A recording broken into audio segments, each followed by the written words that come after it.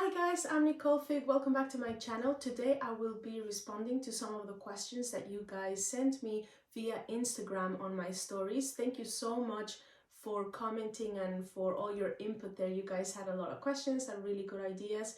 So I will definitely keep bringing those up. I'm not sure if I'll be able to cover everything right now because there were quite a few.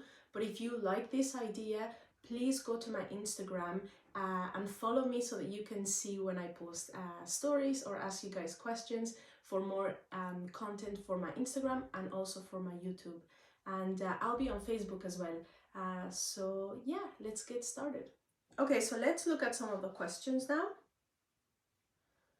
This one says ways to implement rudiments, and this is quite an interesting one because not a lot of people ask me about rudiments and things like that. So definitely for when I'm teaching my students, I always give them exercises, rudiments, like for example something as common as mama dada, like mama dada, and that one I can show it to you. So in the drumming world, they would have the right, left, right, left, right, and then that will improve their technique, their ability to play neatly, on time, and also the speed.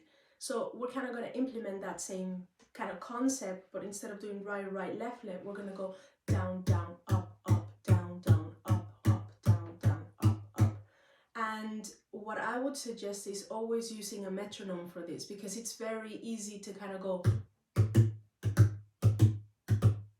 and start changing the rhythm, or maybe going faster and then slowing down. It's quite easy to kind of get off track that way. So I definitely recommend the metronome. And one of the ones that I use is Soundbrenner. This is not sponsored or anything. That's just one that I've enjoyed using. But if you guys know of other metronomes that you really like, maybe comment down below for other people to kind of see them, to see if they like those better.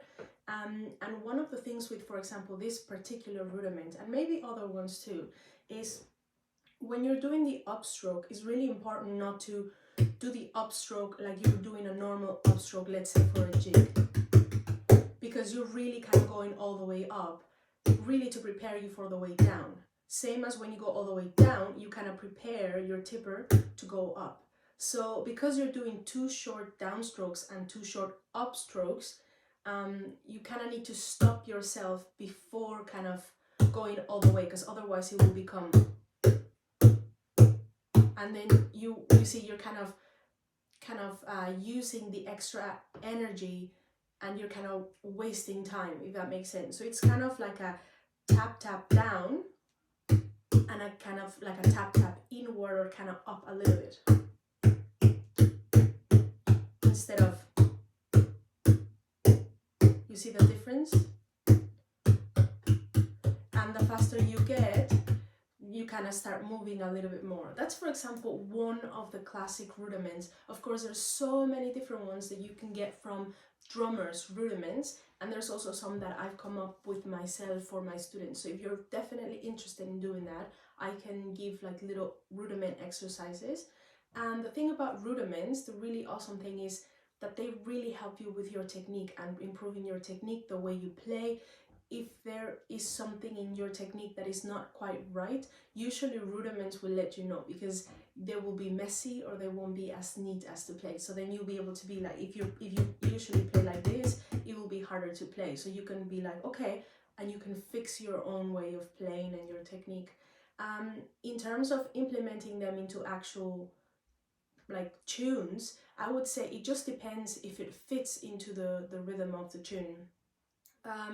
Usually when I think of rudiments, I think of them as kind of the scales of drumming, if that makes sense. So you wouldn't necessarily put all the rudiments into your actual tunes or your grooves, but you might put elements of them, or they might help you improve your technique, so that when you actually do like a jig groove or a real groove, your technique, your impact, your stroke, your triplets, everything will be a lot better because of the rudiments. Okay, so here's another one. So a few words on holding your tipper, and if there is right, wrong, each of their own way of holding it. Okay, so the way I hold my tipper, I kind of, if you have been following me for a while, I teach usually in the traditional style hold, which is this one, and I've made videos on YouTube about it as well, and it's also on the course for the Online Academy of Irish Music. the way like you can hold it. And I usually tell my students the traditional way, because this is just a really good start, I think. And after that, a lot of people want to hold it like I do, my own hold, and that's kind of where I can teach them as well. So I haven't really spoken about my hold a lot, so I will be talking about that now. And definitely, I think that tipper holding, it's one of those things that I don't think that really there is a wrong way of doing it, to be honest. I think it's just the most important thing is that it feels comfortable for you and allows you to play whatever you want to play. I've seen some people that kind of hold it a little bit like that. Some people that hold it more kind of like a modern traditional way of holding it, kind of all the way to the thumb.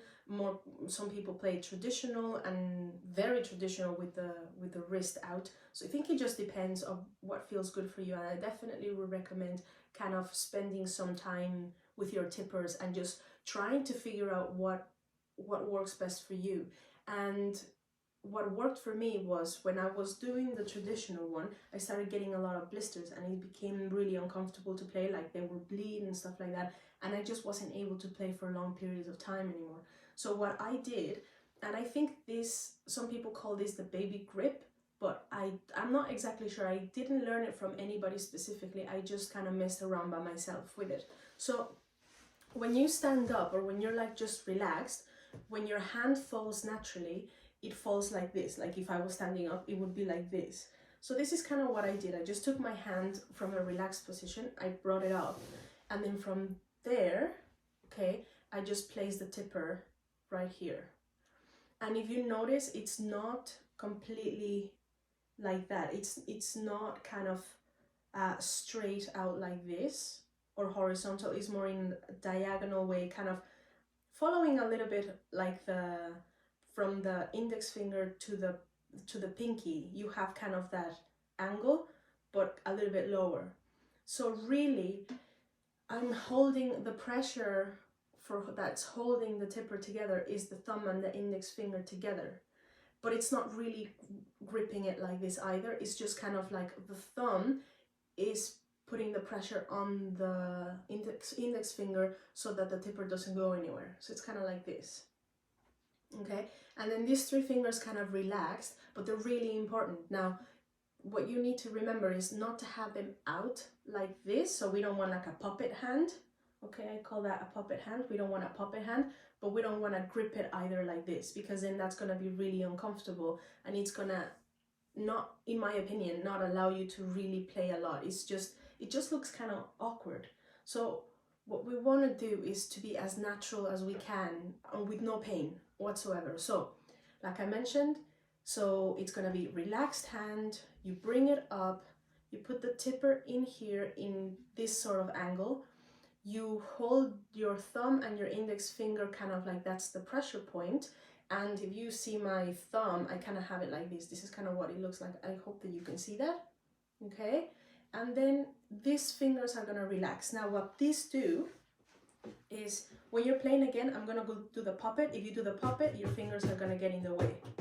Okay, so no puppet and no gripping, because that's going to be very complicated, very hard. But if you just put the pressure point here and you relax the other three fingers, what these fingers do for me is that when I want to play, it kind of makes some sort of like a cushion or like a mattress, a trampoline, and it really allows me to play with the fingers to absorb the shock, or to really give me a little bit more of an impulse if I need it, especially for upstrokes. So it can become kind of like a nice mattress or a spring.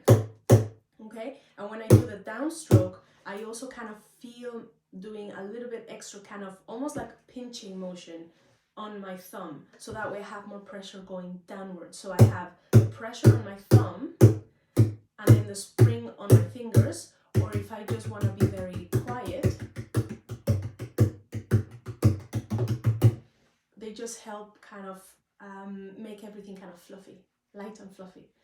Yeah, like I mentioned, there is no right or wrong way of doing it, but if you are interested in learning how this hold works a little bit better, or you want to try it yourselves and you want to show me, maybe you can tag me on a little video that you do on Instagram or something like that, so that I can kind of maybe give you some tips and tricks if you want to.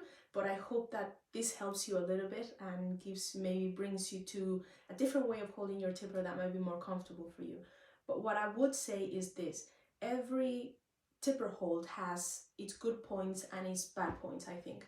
So for example, some of my students think that holding it this way, my way, that they can do the normal playing a lot better, that they feel that they have more control and more power.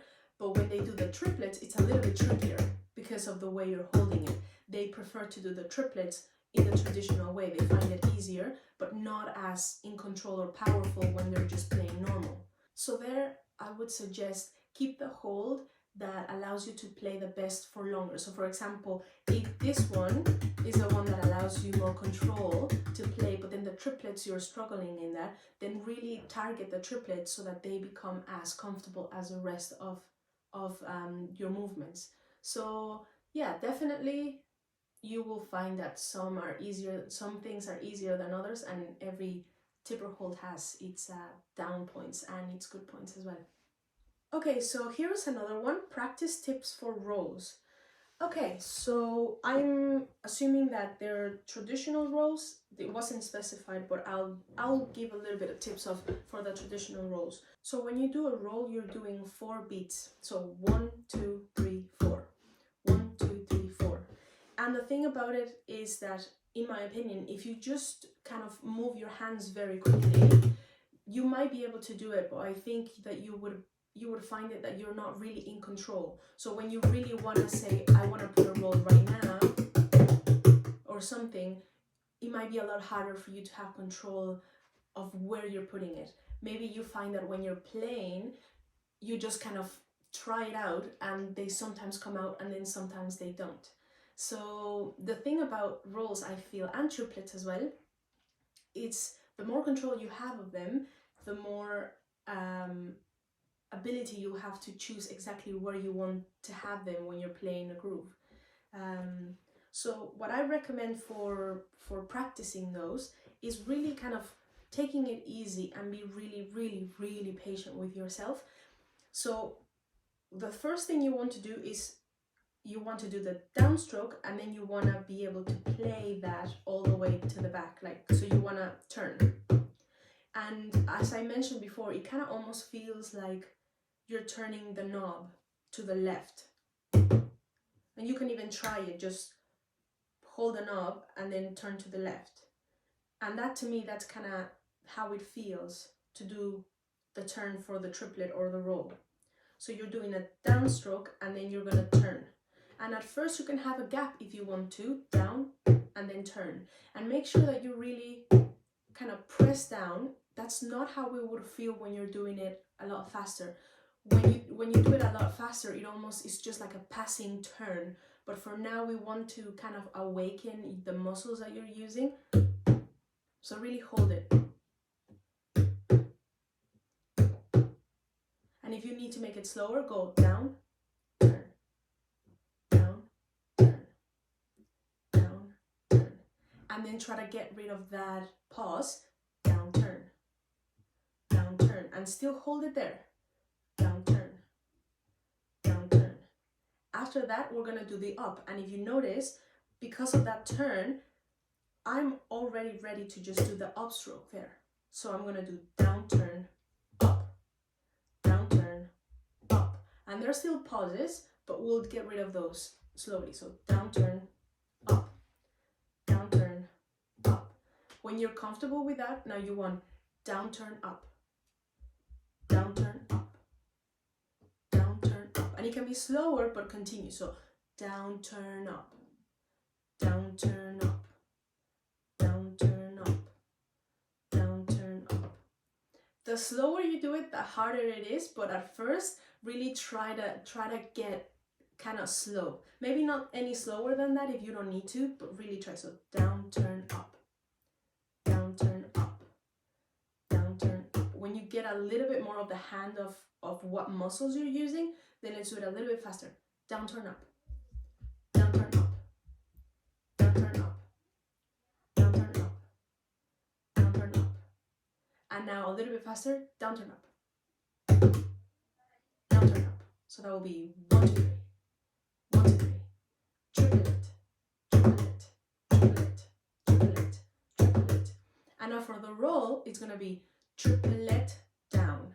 So triplet down, triplet down, triplet down, triplet down, triplet down, triplet down, triplet down, triplet down. 1, 2, 3, 4. 1, 2, 3, 4. Triplet down. So I would recommend using a metronome for this after you get used to the movement. So once you kind of get some sort of like a smooth pattern,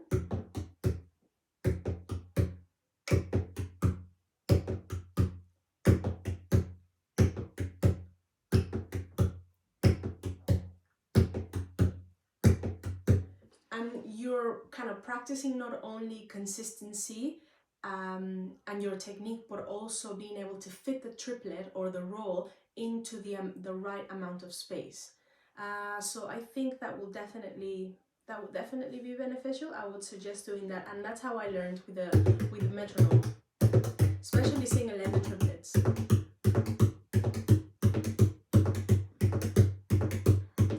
And then once you have something like this, then I would suggest implementing them into grooves. And if you want to check out other videos on my YouTube channel, I have some like triplets and rolls kind of grooves that you can kind of implement them, or you can implement them into jigs and reels and things like that. If you want me to do more of those, you can comment down below and let me know what you need. So I think that's all the time we have now. But I have other questions that you guys submitted, so I'll try to do another video later on. But do let me know if you are enjoying this kind of series.